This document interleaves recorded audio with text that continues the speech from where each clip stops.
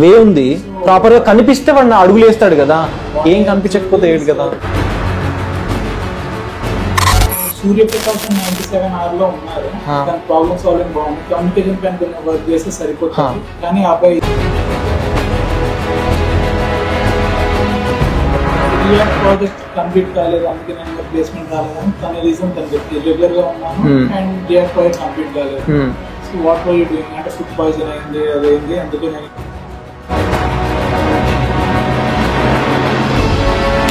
people self manage, we don't need to manage them. The people who aren't managed, so వాళ్ళని ఎలా manage చేయాలనేది first question. Okay, so సెల్ఫ్గా వాళ్ళకి సెల్ఫ్గా కొంచెం భయం ఉండి నేను చెయ్యాలి ఇంట్రెస్ట్ ఉన్న వాళ్ళు కొంచెం మనం పుష్ ఇచ్చినా వారు వాళ్ళే చేసేసుకుంటారు అని అంటారు. బట్ వీళ్ళకి ఎట్లా పుష్ చేయడం అని అంటారు, అంతే కదా. ఎగ్జాక్ట్లీ. సో మనమైతే వాడికి ఒకసారి మేము వచ్చి చెప్తాము, మరి మీరైనా చెప్పొచ్చు, బ్రో నువ్వు ప్లేస్మెంట్కి వచ్చావు, మనం ఒకసారి వాడున్న సిచ్యువేషన్ చెప్దాం. నువ్వు ప్లేస్మెంట్కి వచ్చావు, నువ్వు జాయిన్ అయ్యి 6 months అయింది, ఇంత అయింది, ఇది నేను ఏదో ప్రెషర్ పెట్టడానికి చెప్పట్లేదు, ఇప్పుడు నీ సిచ్యువేషన్ ఇది, నెక్స్ట్ నువ్వు ప్లేస్మెంట్స్కి వెళ్ళాలంటే ఇవి క్లియర్ కావాలి, దీని మీద నీ ప్లాన్ ఏంటి. ఇప్పుడు వాడు ప్లాన్ చేసుకోలేదు కరెక్టే, బట్ మనం అడగొచ్చు కదా ప్లాన్ అడిగినప్పుడు నా దగ్గర ప్లాన్ లేదని అనుకో, నువ్వు తయారు చేసుకో. నెక్స్ట్ టైం కనిపించిన ప్రతిసారి ప్లాన్ రెడీ చేసుకున్నావా, ఏం చేద్దాం అనుకుంటున్నావు చెప్పు అని అంటే వాడికి అర్థమైపోద్ది. నేనేమంటున్నా అంటే వాడిని అడుగుదాం, వాడి ప్లాన్ ఏంటో వాడిని అడుగుదాం, ఒక 2-3 times అడుగుదాం. స్టిల్ లేదు సార్ నేను చెయ్యను, నేను నా ప్లాన్ నాకు లేదు, అట్లా ఏం చెయ్యను అంటే ఇంకా అది వేరు. అలాంటి స్టూడెంట్సే ఎక్కువ మంది ఉన్నారు. మేబీ ఈసారి ఏం చేయొచ్చు అంటే వాళ్ళతో ఇంకో రకంగా మాట్లాడచ్చు. లైక్ ఓకే నీకు నీ ఓన్ టైం టేబుల్ తయారు చేసుకోవడం రాదు, అది దేని మీద వర్క్ చేయాలో తెలియదు అనుకుంటే ఒక పని చేస్తా, నేను అసెస్ చేస్తా, నిన్ను ఒక చిన్న మాక్ లాగా తీసుకుంటా, నువ్వు ఎక్కడెక్కడ ఇంప్రూవ్ అవ్వాలి అనేది నేను ఒకసారి టెస్ట్ చేసేసి స్టెప్ బై స్టెప్గా ఫస్ట్ బేసిక్గా నీకు తొందరగా వచ్చేయాలంటే కమ్యూనికేషన్ అయిపోవాలి. వన్స్ నువ్వు కమ్యూనికేషన్ ఓకే చేసుకున్న తర్వాత నేను HTML and CSSలో ఈ ఏరియాలో నువ్వు వీక్గా ఉన్నావు కదా అది నీకు ఇచ్చేస్తా, నువ్వు అది కూడా ఇంప్రూవ్ అయిపోయావు అనుకో, దాని తర్వాత మెల్లిగా జావా స్క్రిప్ట్ ట్రై చేద్దాం, అది కూడా నువ్వు ఓవర్కమ్ చేసావు అనుకో అప్పుడు రియాక్ట్ చేద్దాం. అంతేగాని ఇప్పుడు నీకు క్లారిటీ లేదు కదా.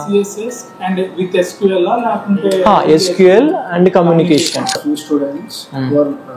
ఒకటే టాపిక్ స్టిక్ అయ్యి మంత్స్ ఉంటున్నారు, స్టక్ అయ్యాడు అనమాట.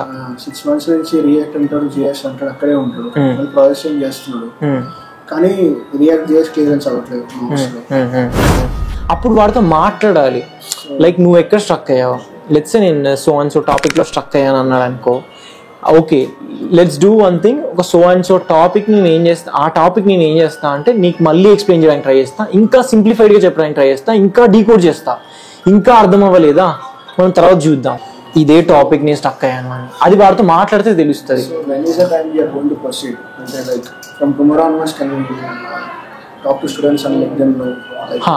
స్టక్ అయ్యారు అని స్టేటస్ మనకు తెలుస్తుంది కదా, వాడితో మాట్లాడచ్చు. వాడి జెన్యూన్గా రీజన్ చెప్తే మనం రిజెక్ట్ చేస్తామేమో, టచ్ చేయమేమో, మళ్ళీ ప్లేస్మెంట్స్కి రానివ్వమేమో, ఇట్లాంటి భయాలు ఉంటాయి, డెఫినెట్లీ ఉంటాయి. అది వాడికి ముందే చెప్పేసేయాలి.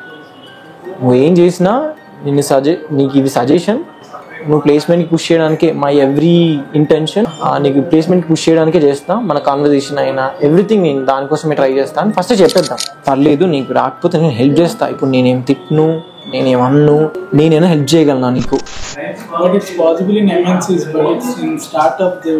అదే నా బ్యాచ్లోనే ఉంటాడు, డే మొత్తం బ్యాచ్లోనే ఉండి అప్లై చేపిస్తా, రోజుకు ఆన్ అండ్ యావరేజ్గా మా దగ్గర 4 links జనరేట్ అవుతాయి MNCs కి. ఇది సరిపోవా? అర్థమైందా? వర్కింగ్ డేస్ 22 అనుకో, ఎంత 4, 2, 8, 80 అయినా 88 అంతేనా? 88 links వస్తాయి, 88 ఆపర్చునిటీస్ జస్ట్ 1 monthలో. ఒక్కటైనా రాదా? రాకపోవడానికి ఛాన్సెస్ ఏముంటాయి? రెజ్యూమ్ బిల్డింగ్ అంటే షార్ట్ లిస్ట్ అవ్వదు, మేము పెట్టి ATS పెట్టి అవన్నీ చేపిస్తా అంటున్నాం కదా, ఇంకేంది? So what if student says, no sir, I don't want to proceed with HTML CSS, I want to take some more 1 or 2 months to get into React and JS. Then it's clear no. నువ్వు ఇక్కడ stuck అయ్యావు కదా, నేను help చేస్తున్నా, మళ్ళీ చేయి unless అని అంటే నీకు వచ్చేంత వరకు ఇంకా ముందు నువ్వు చేయలేవు కదా.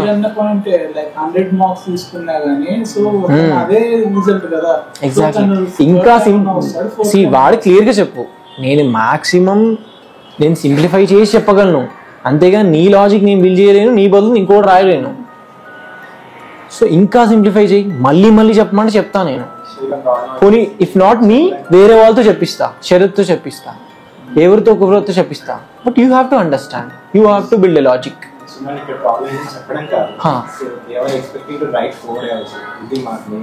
ఏది మీరే like common sense, which is thought process ఉంటాయి కదా, which is not so common today. మనం చేస్తాం. సో థాట్ ప్రాసెస్ అనేది మెయిన్ ప్రాబ్లం. మీరు రాయండి కోడ్ అంటారు, దానికి వచ్చే స్టూడెంట్స్ అందరూ ఏంటంటే చార్జబుల్. సరే ఒక పని చేయండి, నెక్స్ట్ టైం వస్తారు కదా, వచ్చినప్పుడు మీరు ముందే చెప్పేసేయండి. వాడు ఎక్స్పెక్ట్ చేసి వస్తున్నాడేమో, మీరు ముందే చెప్పేసేయండి. నేను హెల్ప్ చేస్తాను, ఎగ్జాక్ట్లీ మీకు ఎక్స్ప్లెయిన్ చేస్తాను ఎలా చేయాలి అని చెప్పేసి. అంతేగాని ప్రీవియస్ స్టూడెంట్స్ నన్నే కోడ్ రాయమన్నారు, వాళ్ళు ఇంతవరకు పేస్ కాలేదు, అట్లా మీరు నన్నే కోడ్ రాయండి, లేదా మీ ఫ్రెండ్స్తో కోడ్ రాసిచ్చారనుకోండి. ఎవరైతే ట్రైనర్లతో కోడ్ రాపియడం, సపోర్ట్ వాళ్ళతో కోడ్ రాపియడం, వాళ్ళ ఫ్రెండ్స్తో కోడ్ రాపియడము నేనైతే ఎక్కడ చూడలేదు వాళ్ళు ప్లేస్ అన్నట్టుగా.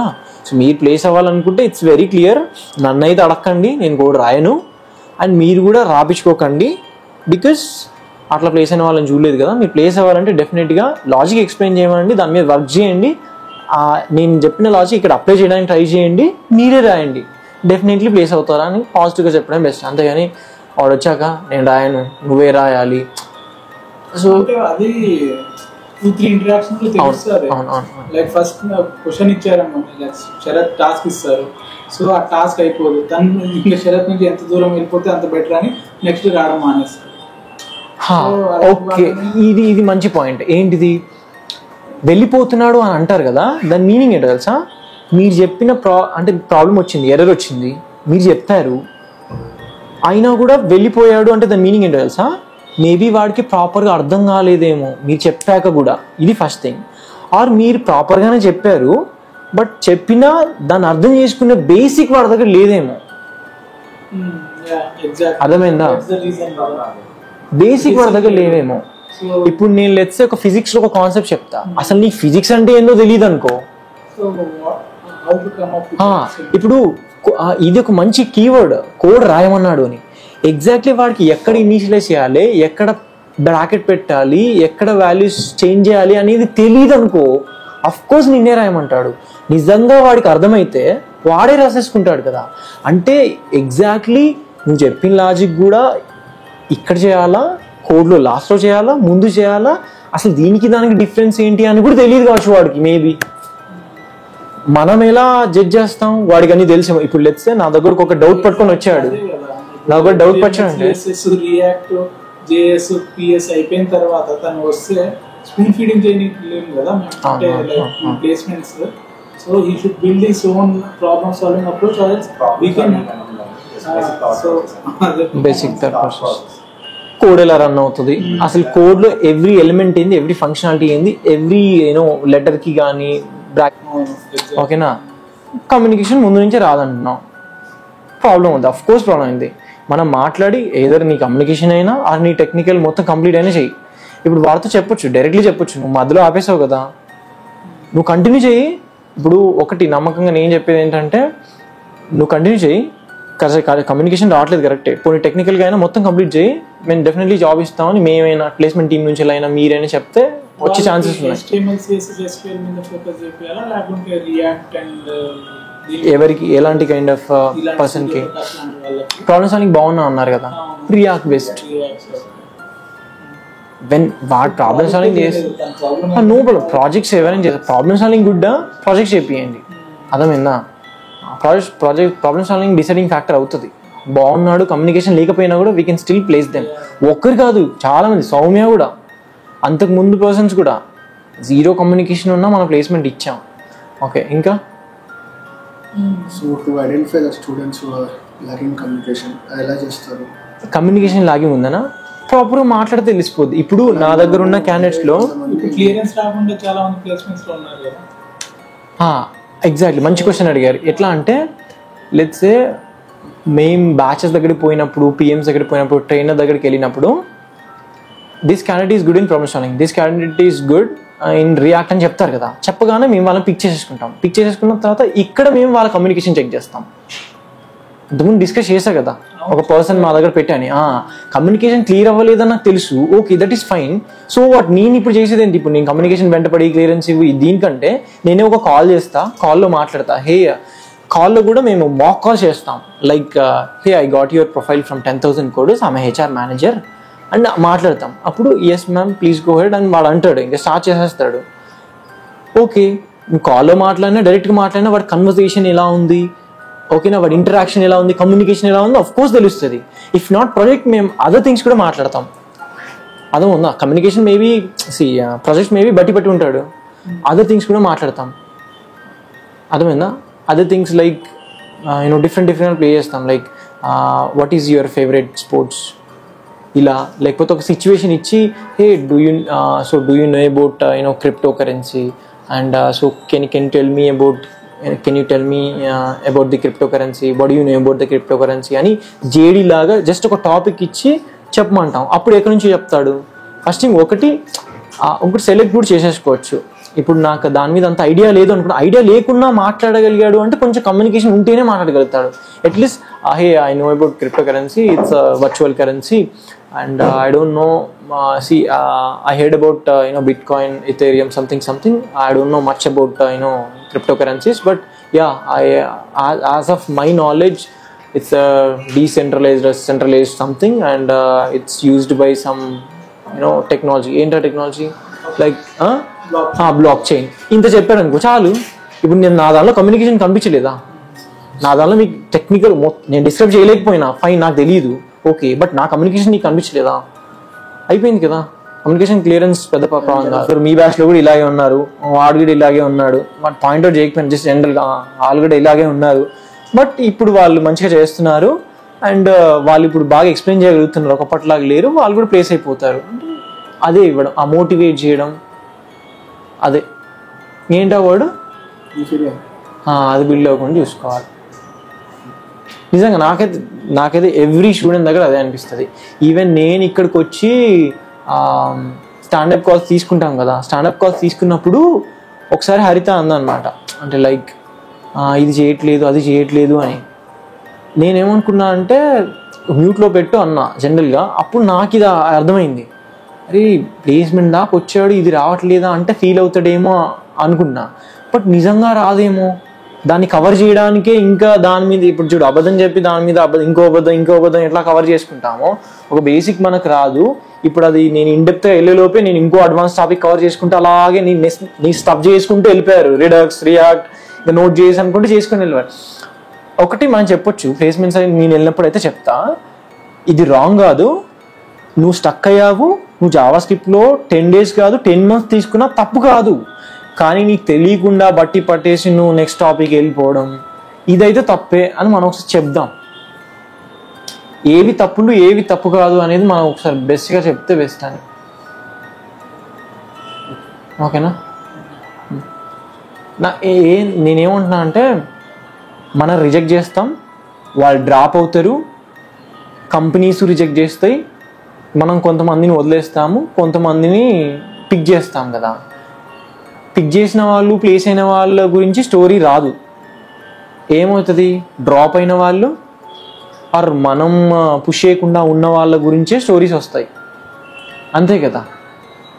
మనం వాళ్ళకి అట్లీస్ట్ ఒరే ఇందుకే నువ్వు రిజెక్ట్ అయ్యావు, ఒరే ఇందుకే నిన్ను పుష్ చేయట్లేదు, ఇందుకే నువ్వు స్టక్ అయ్యావు అని ప్రాపర్ రీజన్ ఇద్దాము అంటున్నా. ప్రాపర్ రీజన్ ఇద్దాం కదా, ఎగ్జాక్ట్లీ నువ్వు ఇక్కడ స్టక్ అయినావు, ఇగో నిన్ను పుష్ చేయకపోవడానికి రీజన్ ఇది. మేబీ వాడు మనసులో అనుకోవచ్చు కదా, నా పక్కన ఆడికి ఏం రాదు, ఆయనని పుష్ చేశారు నన్ను అయితే పుష్ చేయట్లేదు అని. ఎగ్జాక్ట్లీ అది చెప్దాము, ఎగ్జాక్ట్లీ నువ్వు ఇక్కడ అదయ్యావు, నీది ప్రాబ్లము, ఇది నువ్వు క్లియర్ చేసుకుంటా, నేను కావాలంటే చెప్తా సుష్మా ఇంకో ఇది ఏ రోజు అయితే ఈమె క్లియర్ చేసుకొని వస్తుందో ఆ రోజు ఈమె డైరెక్ట్లీ ప్లేస్మెంట్స్కి పంపించేసాయి, ఓకేనా ఇప్పుడు నువ్వు అని చెప్పిద్దాం, ఇట్లాంటివి ట్రై చేద్దాం. ఓకే కదా, సో నువ్వు ట్రై చేసావా? ఇంకా కొందరికి ఏం చేద్దాం అంటే ఇంత ముందుది లైక్ దగ్గర కూర్చొని ఒకసారి నువ్వు రాయి కోడ్, నువ్వు లాజిక్ అయ్యగా ఒకసారి నువ్వు రాయడానికి ట్రై చేయి, పర్లేదు ట్రై చేయి, ఇక్కడ ఎందుకు రాసావు, నేనేం అనలే కానీ ఇక్కడ ఎందుకు రాసావు, మిస్ అవుతున్నావు. యాక్చువల్గా మరి ఇక్కడే ఇది రాద్దాం, కోడ్ ఇక్కడే ఎందుకు రాసావు, ఇలాగే ఎందుకు రాసావు, అసలు నీకు తెలుసా ఇక్కడ రాస్తే ఏమవుతుంది, ఇలాగే ఎందుకు రాయాలి, బిహైండ్లో బేసిక్స్ ఇవి ఉంటాయి, వాటి గురించి నీకేమైనా ఐడియా ఉందా, లేకపోతే నేను చెప్తా ఇప్పుడు నో ప్రాబ్లం, నువ్వు తెలుసుకో ఇంకా బెటర్గా అవుతుంది, ఇలా చెప్తాము. ఇక్కడ నాకు తెలిసి ఒక ప్రాబ్లం మీకు ఉన్నంత ఏంటంటే టైమే. అంత టైం ఒకటి మీద పెట్టలేము కదా అని అట్లీస్ట్ వాడికి ఐడెంటిఫై చేసిద్దాం. నువ్వు స్టక్ అయిన టాపిక్ పేరు ఇది, నువ్వు స్టక్ అయిన టాపిక్ ఇది, నీ బేసిక్ బిహైండ్ ఈ లాజిక్ నేను చెప్పా, స్టిల్ నువ్వు కోడ్ ఎందుకు రాయలేకపోతున్నావు, నన్నే రాయమంటున్నావు అంటే నీకు ఈ బేసిక్ రాదు, ఎక్కడ ఇన్సెట్ చేయాలో తెలీదు అంటే ఫస్ట్ థింగ్ ఎక్కడెక్కడ ఏవేవి ఇన్వాల్వ్ అంటే తెలీదు, ఈ టాపిక్ పేరు ఇది, ఫస్ట్ నువ్వు ఈ టాపిక్ని ఈ బేసిక్ బిహైండ్లో ఉన్న బేసిక్ టాపిక్ని నువ్వు చేసుకుని రా, డిస్కస్ చేద్దాం, దాని తర్వాత నేను మళ్ళీ క్వశ్చన్స్ అడగడానికి ట్రై చేస్తాను. ఎవ్రీథింగ్ మనమే చెప్పకుండా టాపిక్ ఇద్దాం, మనం అర్థం చేసుకుందాం, బిహైండ్లో బేసిక్ లేదు, ఆ టాపిక్ పేరు చెప్దాము, రీసెర్చ్ చేసుకొని రమ్మందాము, వచ్చాక క్వశ్చన్స్ అడుగుదాము. అంటే ఒక టాపిక్ అర్థమైందా లేదా అనేది మనం కొన్ని క్వశ్చన్స్ వేస్తే తెలిసిపోద్ది కదా, అలాంటి క్వశ్చన్స్ వేద్దాము. వేసిన తర్వాత ఓకే గుడ్ నీకు అర్థమైపోయింది, ఇప్పుడు చెప్తా ఆ లాజిక్ అని చెప్పేసేయండి. వాడికి స్టిల్ అర్థమైందా లేదో చూడండి, స్టిల్ అర్థం కాలేదంటే ఇంకా ఏదో బేసిక్ ఇంకేదో ఉండింది. అర్థమైందా? టాపిక్ అనేది వెళ్ళొచ్చు, బట్ చాలా అవును టైం, అఫ్ కోర్స్ టైం, నేను అది ఒప్పుకుంటా. ఏంటంటే సపోజ్ జేఎస్ లో వీక్ ఉంటే జేఎస్ బేసిక్స్ సెపరేట్ గా, జేఎస్ అడ్వాన్స్ సెపరేట్ గా ఒక మార్క్ తీసుకుందాం అనుకుంటున్నాను. సో జేఎస్ లో 2 parts మార్క్ వేసి బేసిక్స్ ఒకసారి మాకు కూడా అదే కదా. ఇప్పుడు నేనే వాడితో కొంచెం కూర్చొని సో మీరు మాకే జావాస్క్రిప్ట్ బేసిక్ అని ఆ పేరు నేనేమో వాడి దగ్గరికి వెళ్ళి కూర్చొని ప్రాపర్ గా వాడి దగ్గర ఎక్కడి వరకు వచ్చు ఏంటి ఎక్కడ స్టక్ అయ్యాడు అనే దాన్ని మీరు బేసిక్ మాకు అంటున్నారు అంతేనా? ఇప్పుడు వాడు ఎప్పుడో వస్తాడు ప్రిపేర్ అయ్యి 5 hours తీసుకోండి, 5 hours లో place like prepare react revision ఏదో జరుగుతుంది. సో ఇప్పుడు తను వచ్చి మా దగ్గర టైం స్పెండ్ చేయడు కదా, లైక్ పర్సంటేజ్ ఒక తనకి 15, 20 or 25 వస్తే సో తను పైనే ఉంటాడు. లైక్ స్టూడెంట్ ని పిఎంసీ మోటివేట్ చేయాలి లేదా, so they have to give another mark అనేసి. సో మనం ఫాలో అవుతున్న ప్రొసీజర్ ఇది. ప్రతి స్టూడెంట్ ని మళ్ళీ like what you set options చెప్పట్లేదు అనమాట. సో లైక్ ఓకే నువ్వు ఇక్కడ స్టక్ అవుతున్నావు, వీ హ్యావ్ అనదర్ ఛాన్స్ అనేసి స్టూడెంట్కి చెప్పాలా వద్ద ఓవరాల్ మార్క్లో. సో మీరు కూడా ఇన్వాల్వ్ అయితే అనదర్ ఛాన్స్ అని చెప్పొచ్చు, దాన్నే ఉంది. కాకపోతే నువ్వు ఈ యొక్క లాజిక్ కూడా చెప్దాం. మాట్లాడి టైం అంటే ఆ టైం ఏదైతే ఉందో స్టూడెంట్ ఫీడ్బ్యాక్ ఇచ్చిన తర్వాత like what is this name, yesterday కమ్యూనికేషన్లో వీక్ ఉన్నాను ఇంకేం కదా, సో ఫ్రంట్ ఎండ్ అంతా వచ్చు అనుకున్నాను కానీ మీరు అడిగే క్వశ్చన్తో కొంచెం అర్థమైంది నేను ఏ స్టేజ్లో ఉన్నాను అని. అన్లెస్ అని అంటే మనం మాక్ ఇచ్చి వాడికి క్లియర్గా చెప్తే కానీ అర్థం కాదు కదా, ఈజీగానే ప్లేస్ అయిపోతుంది. అంటే వాడు అర్థం చేసుకోండి, వాడు రియాలిటీలోకి వచ్చాడు కాబట్టి.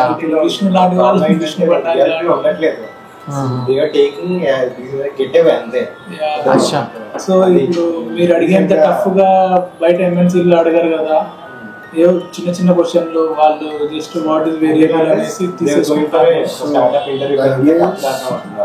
పర్ఫెక్ట్, ఇది నేను రాసుకుంటా. ఎంఎన్సీలో అడగారు కదా చాలా చాలా మంది. అంటే ఇప్పుడు నేను 99R అప్పుడు so I was asking questions about pseudo code time complexity, మళ్ళీ what is web, what is web server. ఇది ఆన్ బోర్డింగ్ అప్పుడే నువ్వు ఇక్కడ కంటిన్యూ చేయాలి ట్రైనింగ్ అంటే ఇలాగే ఉంటుంది ప్రాసెస్. ఇన్డెప్త్ గానే మార్క్స్ ఉంటాయి, ఇలాగే అడుగుతారు. జాయిన్ అయ్యాక ఇన్డెప్త్ గానే ఉంటాయి. ఎంఎన్సీ కాదు మనం ట్రై చేసేది, కొన్ని ఎంఎన్సీ ట్రై చేద్దాం ముందుగానే చెప్దాం, ఆన్ బోర్డింగ్ లో చెప్దాం. ఓకేనా? సో ఐడియా ఏంటి అంటే బేసికల్లీ స్టూడెంట్స్ జస్ట్ కాన్సెప్ట్ మీద ఎంత క్లారిటీ ఉందా అని క్రాస్ క్వశ్చన్స్ చేస్తాము. Like for example if this is like what is HTML, so hypertext markup, what is markup language, so what is different markup language and programming language.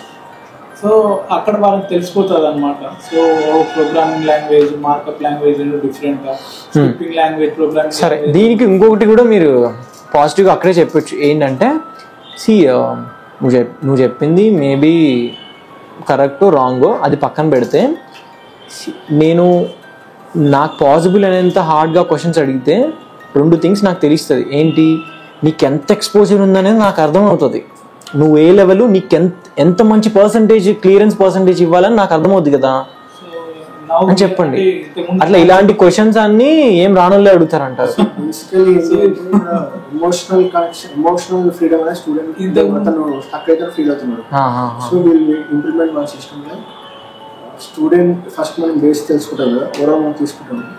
So will give 3 days off to student, voluntary off. They are taking voluntary off for weeks. Oh yeah, చాలా మంది ఉన్నారు. నేను last week చూసిన వాళ్ళు ఇప్పుడు మొహం చూడలేను. So they are taking voluntary off for weeks out of pressurised or structured way of dealing things. So వాళ్ళకి ఏంటి, వాళ్ళు ఇప్పుడు ఇక్కడికి వెళ్తాము ఇన్స్టిట్యూట్ లో స్ట్రక్చర్ గా అడుగుతారు, అంటే ఈ టైం కల్లా ఇది అవ్వాలని చెప్తారు. సో దే ఆర్ సరే ఒక పని చేద్దాం, ఫాలో అయ్యే వాళ్ళంతా ఈ డౌట్లు ఏమీ అడగరు. ఓకే సరే నాకు అర్థమైంది. మీరు ఒక మాక్కో ఎక్కడికో వస్తారు, ఇంకా అర్థమైంది ఇదే ఇలాంటి గొడవే జరుగుద్ది. ఒకటి ఇంత ఎక్స్పెక్ట్ చేస్తున్నావు, నీకేమి రాదు అనేలాగా ఒకటి ప్రొజెక్ట్ అవుతుంది. అప్పటి నుంచి రావడం మానేస్తారు, వాలంటరీగా లీవ్ తీసుకుని అన్నారు కదా. అన్ఆన్సర్డ్ క్వశ్చన్స్ రాస్తాను, ఇప్పుడు ఆస్క్డ్ క్వశ్చన్స్ కూడా రాస్తున్నాను. So to like what is the అంటే మన ఎంత రేంజ్ లో అడుగుతున్నాము, వాట్ ఈస్ డ్రాప్ టైప్ అంటే వాట్ ఈస్ HTML. సరే మీ సైడ్ నుంచి ఒక పని చేయండి, చిన్నగా బేసిక్ నుంచి స్టార్ట్ చేయడం, అడగడం స్టార్ట్ చేయండి. మెల్లిగా వాడు చెప్పే కొద్దీ అడ్వాన్స్ కి వెళ్ళండి. ఫైన్.